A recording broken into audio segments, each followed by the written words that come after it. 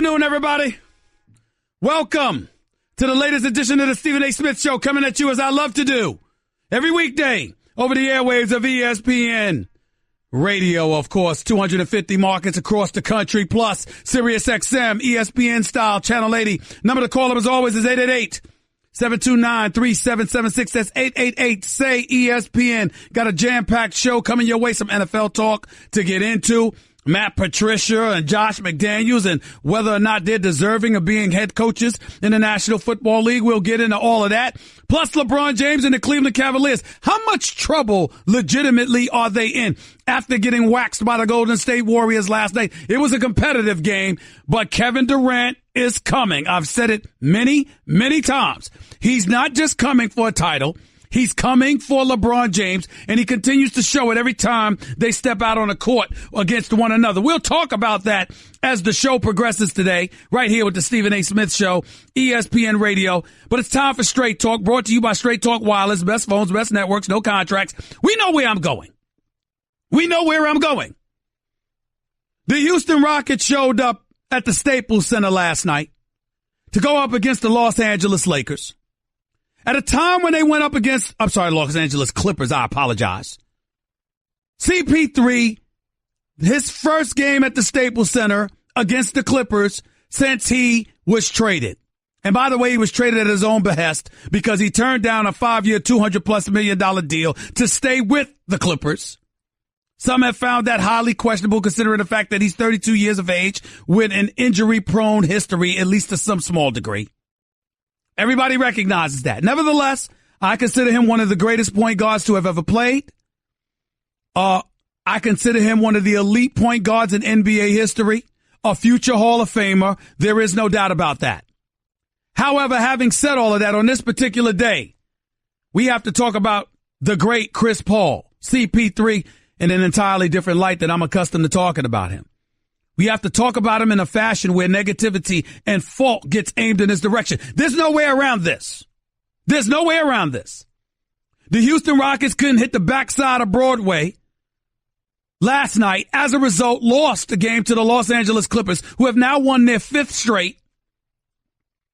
And in the throes of losing, Blake Griffin gets into a heated discussion with CP3. Ultimately, that was in the first half. In the second half, he drives to the basket, shoves CP3 aside, little elbow there, here and there. Ultimately ends up going to the sideline, elbows or runs into Mike D'Antoni, according to Mike D'Antoni. As a result, you saw D'Antoni spew an expletive in Blake Griffin's direction. CP3 comes out of nowhere. He makes sure to get into Blake Griffin's face. They have to be separated. Fair enough. Few plays later, Trevor Ariza is on the court. Next thing you know, he's looking to the sidelines. Blake Griffin's getting ready to fall out of bounds, slams the ball into the back of Eric Gordon. Should have thrown the ball lower, but that's neither here nor there because he didn't hit him in the head. But ultimately, Trevor Ariza is seen talking to somebody. Turns out it's Austin Rivers, who's in street clothes because he's been injured. Austin Rivers is joined back and forth with Trevor Ariza. Trevor Ariza ultimately has to be restrained from talking to Austin Rivers. Clippers win the game. Teams go to their respective locker rooms. One would think it's over from there. Turns out it wasn't. What happens? Now, this ain't just a radio host. This is the insider talking to you. This is what I'm told happened. And by the way, Adrian Wojnarowski for ESPN reported this. He was on television last night doing a tremendous job he always does from an informational standpoint, educating us about what transpired. But I made sure to make calls of my own to find out what the hell happened. And I did.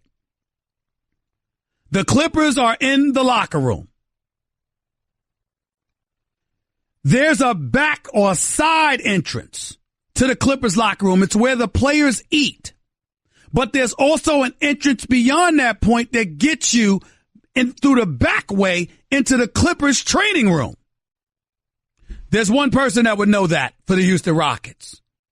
It would happen to be Chris Paul, CP3, the former Clipper. But Trevor Ariza walks in. According to my sources, CP3 is right behind him.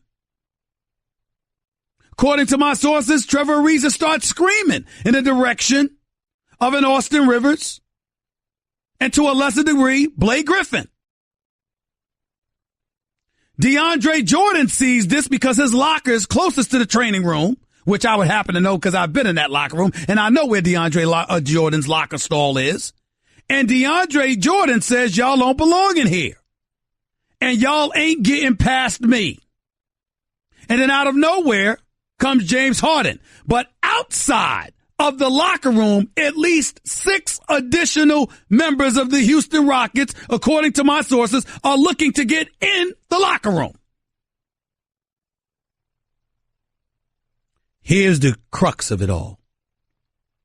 The leader, the point guard extraordinaire, the future Hall of Famer, the role model, the upstanding citizen, and the president of the NBA Players Association, which happens to be CP3.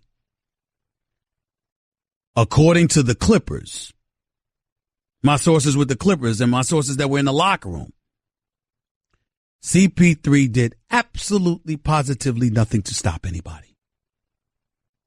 And ultimately, Patrick Beverley, the rough rider that he is, you know anything about Patrick Beverley, that's how he rolls. He's going to roll with his teammates no matter what. Patrick Beverley came up behind DeAndre Jordan and started yelling in the direction of his former teammates, Ariza and all of those boys, because he wasn't having them come in the locker room trying to start something physically.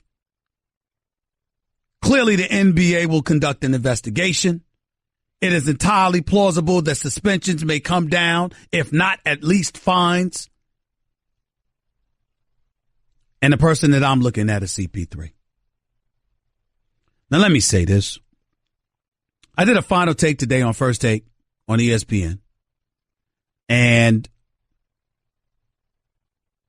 all I'm going to say to you is what I said on Final Take. I had to read it a little fast because we were running out of time. But it's apropos in terms of what I have to say about CP3. I could not have put it any better than I put it on my Final Take on First Take today. I want y'all to listen to it. It's time to stop playing games and just be honest. When it comes to the behavioral issues in the world of sports, this is the Colin Kaepernick era. This is the era where the microscope has been intensified, where mistakes have been magnified, where simple apologies are shoved aside and brands are tarnished indefinitely, especially if you're the black athlete. LeBron James may be the shining example of an athlete that actually appears to have gotten that reality throughout his career, but he isn't the only one. There's this miniature dynamo named Chris Paul, a.k.a. CP3, who's been pretty pristine himself. A spectacular point guard, a future Hall of Famer, philanthropic at his core, not to mention a great pedigree due to a fantastic parent and a phenomenally supportive sibling as his right-hand man. Paul, known as well for his poise and professionalism, also happens to be the president of the National Basketball Players Association, which is what makes his reported actions following Monday night's game at the Staples Center that much more inexcusable. To be clear, reports have inundated the news that CP3, the former Clipper, who turned down 5 years, $200 million plus to avoid playing for Doc Rivers with Austin Rivers and Blake Griffin, is seen spewing expletives at Griffin, getting in his face, then tried to sneak into a back entrance in his former team's locker room with other members of the Houston Rockets to get at both Griffin and Rivers. If this is true, and please don't doubt that CP3 possesses his own interpretation of things, how on earth does this look? Not just for his brand, not just to the NBA, which will conduct its own investigation, no doubt, but also for the black athlete, a group CP3 prides himself in caring so very much for. In this age of Kaepernick, we all know what's happened to the black athlete. They've been labeled ungrateful, prima donnas, hell-bent on bucking the status quo, disruptive, etc., etc. That Kaepernick was right, having had his real cause hijacked, is irrelevant to folks anymore.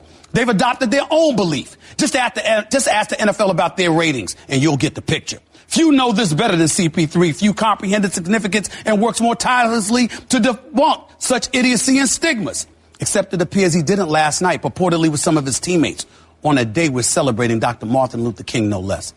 That simply can't happen, y'all. That simply can't happen. No, it cannot happen.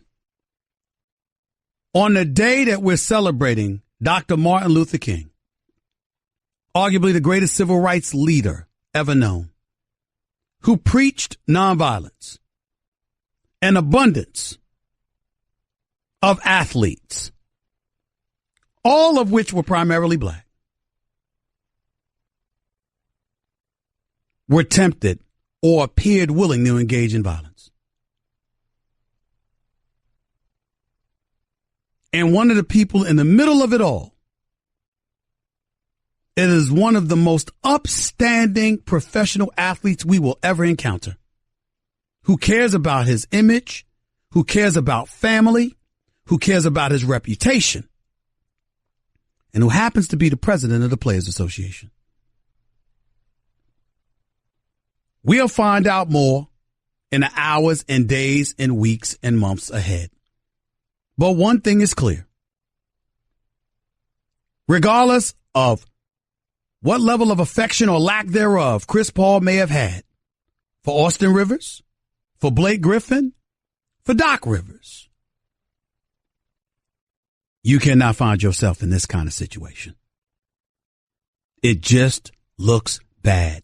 And I'm going to say it again. It's the Colin Kaepernick era.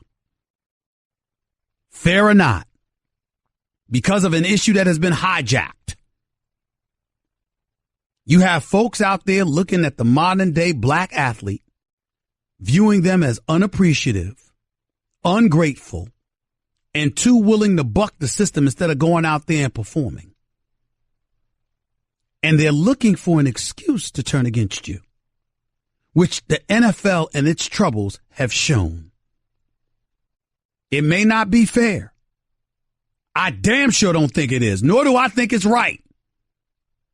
But it's reality. And forgive me if I expected one of the most intelligent and upstanding athletes I've ever encountered, named Chris Paul, to get that better than anybody. He does. He just lost his way last night. If, indeed, these reports are true, and I'm being told it's true.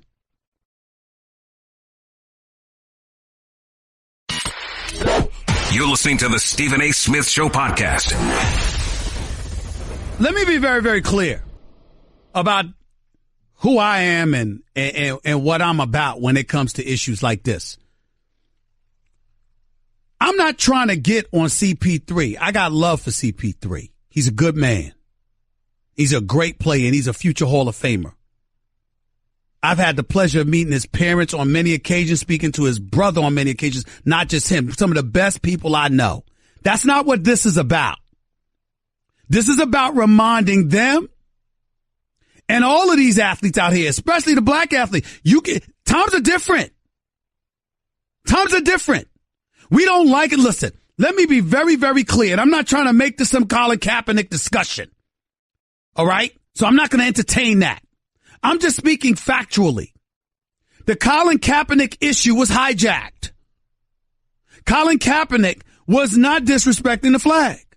Colin Kaepernick was talking about racial oppression, police brutality, inequality, and to a lesser degree, an absence of civil rights. That was what his focus and his message was. The president of the United States of America, Donald Trump, successfully hijacked the issue and turned it into something else. And as a result, look at what has happened to the NFL and its ratings. Look at how much money, arguably, it has cost the National Football League. And by the way, there were no players protesting the NFL. NFL didn't have anything to do with the protest. These players weren't protesting the NFL.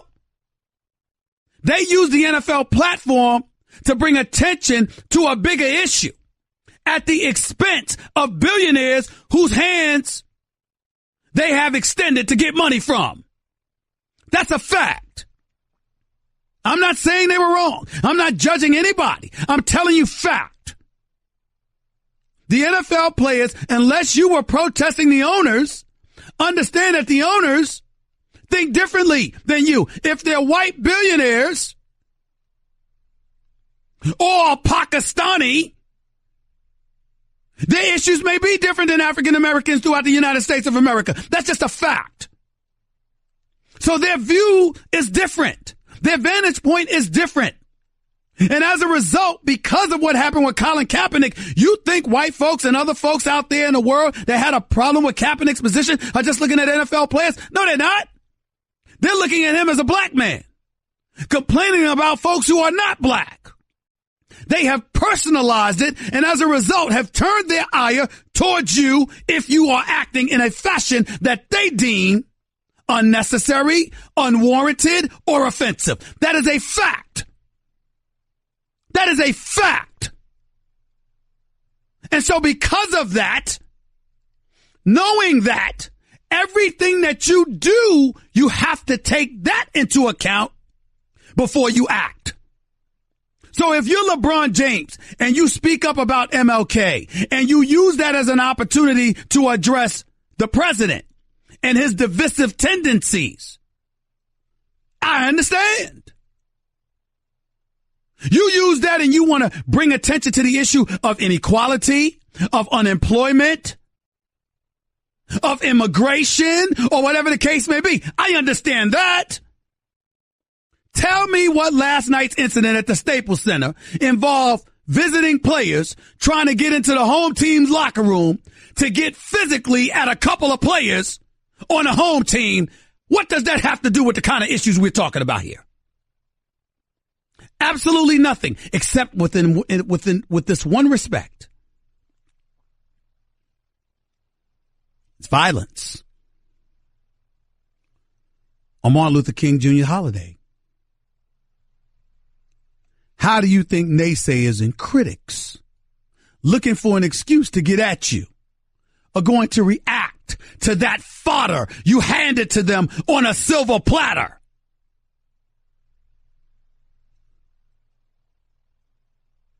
I mean, why didn't you just spit in their face and tell them it was raining? You don't see how this correlates? Now there are people out there, you know what they're going to sit up there and talk about. Whether it's Stephen or anybody else, trust me, sell out and all of this other nonsense. All those people could kick rocks. Nobody's speaking against Kaepernick. Nobody's speaking against anybody in particular. What we're doing is keeping you mindful of the issues that are permeating our community through the prism of sports and how you have to watch out for that. Now, all of the players are accountable. Austin Rivers is accountable for running his mouth just as much as James Harden and Clint Capella and Trevor Ariza and everybody else was looking for a physical confrontation. But the reason I bring CP3 up into the equation is for two reasons and two reasons only. A, you're the former Clipper. These are your new teammates. Don't tell me that your relationship or lack thereof with Austin Rivers, with Blake Griffin, didn't have something to do with their willingness to rally and be supportive of you against the Clippers. Nonsense. We all know that had something to do with it. And number two, and more importantly, you're the president of the Players Association. You're a leader. You're not just a leader on a basketball court.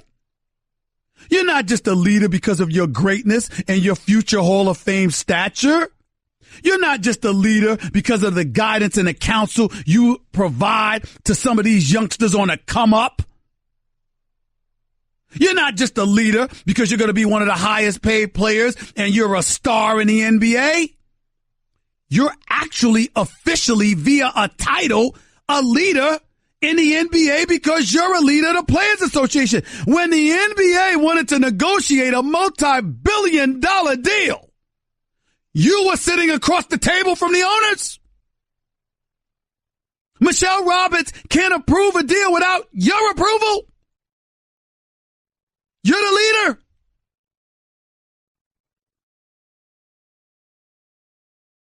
That's all I'm saying.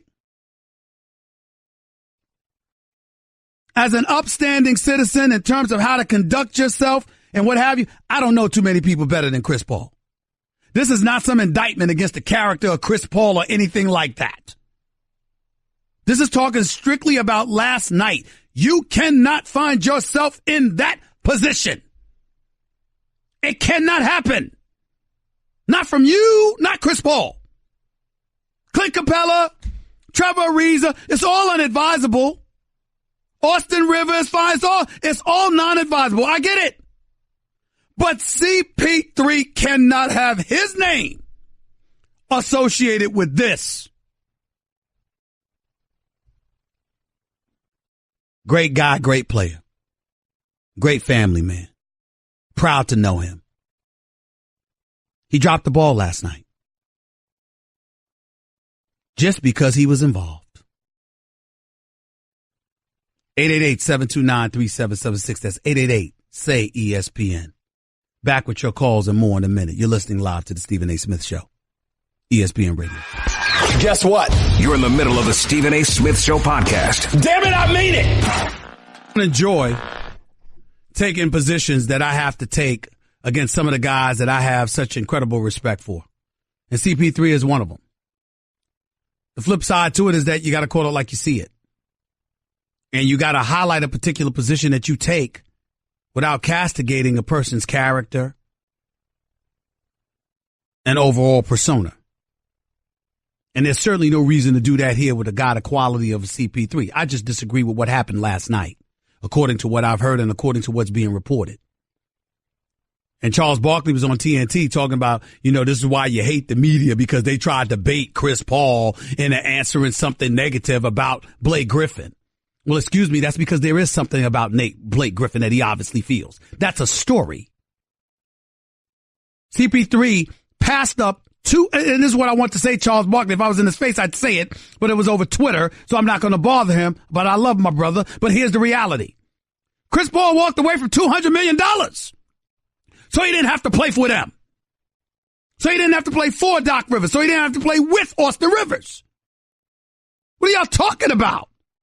That's the story. What other story is there? What was the reporter supposed to ask?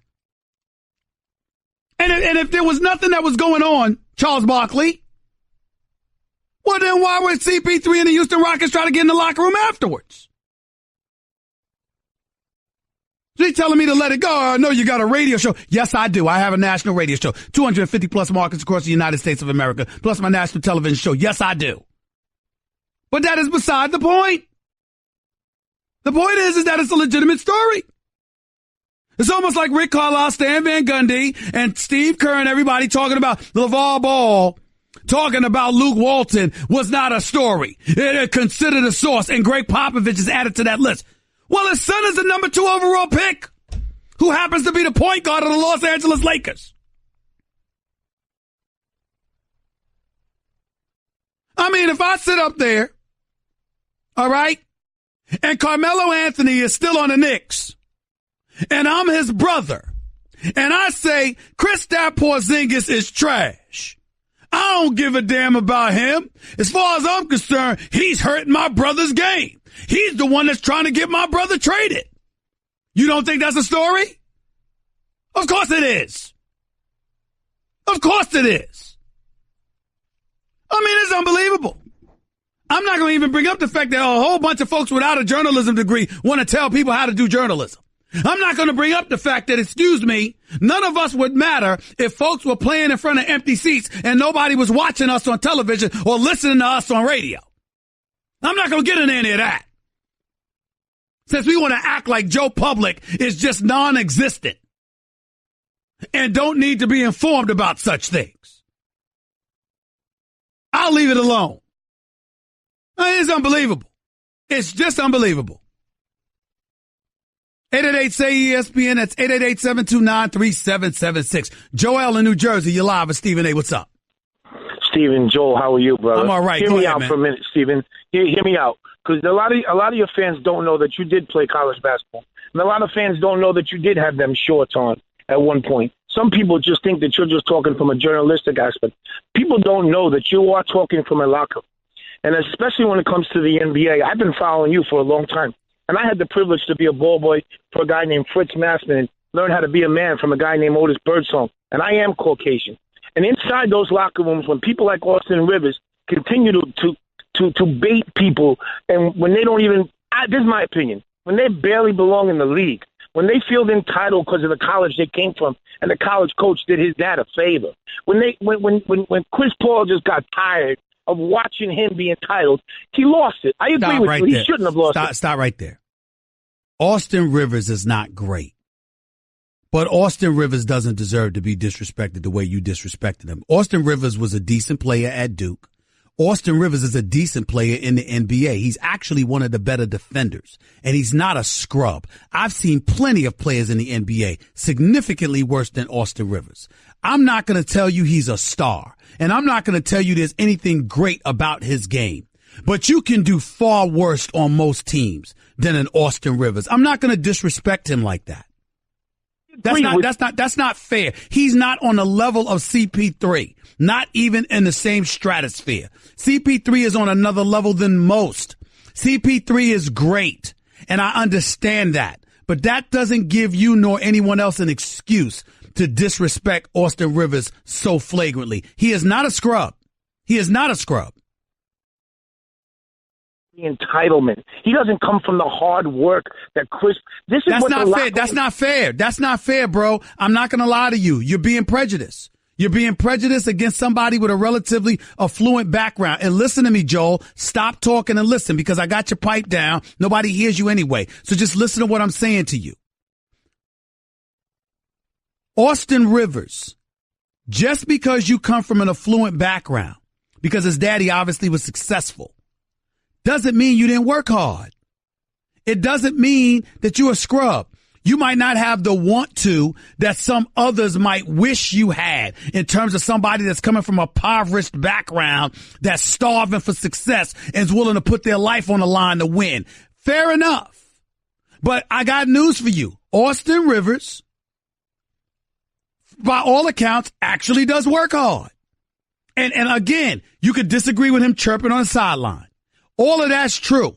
But there's nothing about Austin Rivers' personality that he did because he's playing for his dad. Austin Rivers was that guy at Duke. Austin Rivers was that guy when he got drafted by New Orleans. Austin Rivers has been the same guy with the Clippers. You can like him or dislike him, but don't act like it's some kind of special treatment that has him the way that he is. He's the way that he is because he's the way that he is. Can you not respect that, Joel? Answer the question. I can. Coming from you, yes, Stephen, I can. But my point still is he's chirping at a Hall of Famer. But he wasn't chirping at the Hall of Fame. He was chirping at Trevor Ariza. He didn't have any beef with CP3. Him and Trevor Ariza was chirping at one another. And CP3 and the other players got involved. Austin Rivers was talking to Trevor Ariza. You know, we both love this game very much, Stephen. I'm just surprised that actually took place to that level. So when I was a ball boy in the locker room, these players never talked about going to the locker room. Listen, the bottom line is it happened. It happened, and it shouldn't have happened. And I got to look at the leaders that allowed it to happen, which is why I'm mentioning CP3, because he's bigger than that, he's smarter than that, and he's better than that. There's no way around it. Appreciate the call. 888-729-3776. That's 888-SAY-ESPN. By the way, no matter what the weather is outside, you can always brighten the day with 1-800-Flowers.com. When you order a dozen multicolored roses for only $29.99, you'll get another dozen absolutely free. So just go to 1-800-Flowers.com, please, /ESPN. More of the Stephen A. Smith Show. More of your phone calls in a minute. Stick around. Don't touch that dial. You're listening live to the Stephen A. Smith Show, ESPN Radio.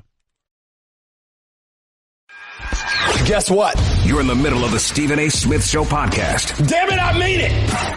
Welcome back to the Stephen A. Smith Show, right here on ESPN Radio.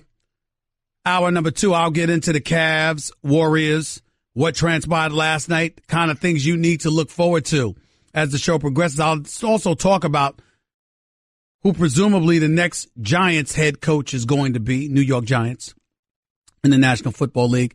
And I'll tell you why I believe it should be a huge question mark as to whether or not Matt Patricia and Josh McDaniels should become head coaches in the National Football League as the defensive and offensive coordinator, respectively, of the New England Patriots. We'll talk about all of that and then some as the show progresses today. Until then, we'll get back to the phones at 888-729-3776, 888-SAY-ESPN. Morris in Long Beach, you're live with Stephen A. What's up? Yeah, Stephen A., I just wanted to say that the Bible teaches us to be slow to anger, and that pride comes before destruction. And I think that what happened last night was Chris Paul forgot that he was a man of God. But that spirit that manifested in Paul's response, or that created his response, happened when he recognized that the Clippers were a better team and that he made a mistake when he went to Houston. He realized that, oh, my God. I think you're wrong, Morris. There's no way on earth that Chris Paul is going to use a regular season game with a team that was 500 coming into the game and surmise that they're a better team and he should not have left. That is not true. That is patently false. I can assure you Chris Paul does not feel that way. He believes it right now, Stephen A. He does not. I'm telling you what I know. They're not special. They've won 5 straight. They're 22-21. All right. Doc Rivers is doing a hell of a job coaching them at this particular moment in time. We understand that. But no, the Clippers are not special. Where do you think Clippers are going this year? Where do you think they're going? They're going to win it this year. Hold on. Win what? Hold on. Stop. Win what? They're going to win the NBA championship this year, Morris, you are officially banned from calling this show for the rest of the week. Have a nice day. Morris is not allowed. Don't have Morris in Long Beach call the show for the rest of the week. He can come back on next week because I got love for Morris. He is officially banned from calling this show for the rest of the week. That's Tuesday, Wednesday, Thursday, Friday. He is not allowed. Do you understand, Nuno? Do you understand, Cat Pastor? You understand, Jonathan Winthrop? Morris in Long Beach is not allowed to call into this show for the rest of this week. I will not tolerate such idiocy. He just said the Clippers are going to win the championship. I will not tolerate such idiocy. He's not allowed to call into the show for the rest of the week. Let's go to Chris in L.A. You're live with Stephen A. Real quick, Chris. Go ahead. Hey, Stephen A. Good morning, good afternoon. Yeah, I would ban him too, Stephen A., if I have him on radio show. That's right. But real quick, I want to jump into what happened with Cleveland last night and kind of get into the root of the problem. You don't have much time, Chris, so just go ahead and do it. Okay, real quick. The 3 championships LeBron's won over the past, he's had one thing in common, and that was somebody he can trust, he can close. Isaiah being the great player, he can score, do all that stuff, but I don't believe LeBron trust him or anyone else on that roster like he did with Kyrie, like he did with Dwayne when he was in Miami. So with that being said, when the trade talks were going with Kyrie and Isaiah, who won that trade? This is why I believe Boston won the trade, not just because he's younger, he's a proven commodity. It's because you know what you're going to get with Kyrie come crunch time, and LeBron doesn't have that right now. I think deep down he knows that, Stephen A. Well, listen, of course he knows that, and it ain't deep down. It's obvious. It's obvious. And I'll deal with LeBron in hour number 2 because I got a lot to say based off of what last night's game was. What about CP3 real quick? I think he was out of line, Stephen A., but he just he ultimately knows that the Clippers are nobody, but they let him get in his head. I mean, he'll be okay. He's a player coach. I don't condone it, but he'll be okay. That's residue from his days with them, which is why he left. But you can't be the president of the Players Association and find yourself involved in that situation. You agree with me on that, right? I 1,000% agree, Stephen A. Thanks a lot. I appreciate it, man. Thank you so much. Number to call up as always is 888-SAY-ESPN. That's 888-729-3776. Hour number 2, I'm going to get into what happened to the Cleveland Cavaliers last night. What none of y'all are talking about nearly as much as you should outside of my man Will Kane. Outside of him. Nobody's been talking about this enough, but I will. Hour number 2 with Stephen A. up next. Don't touch that dial. That's just a sample of what you'll hear on the Stephen A. Smith Show. Weekdays at 1 p.m. Eastern on ESPN Radio and the ESPN app.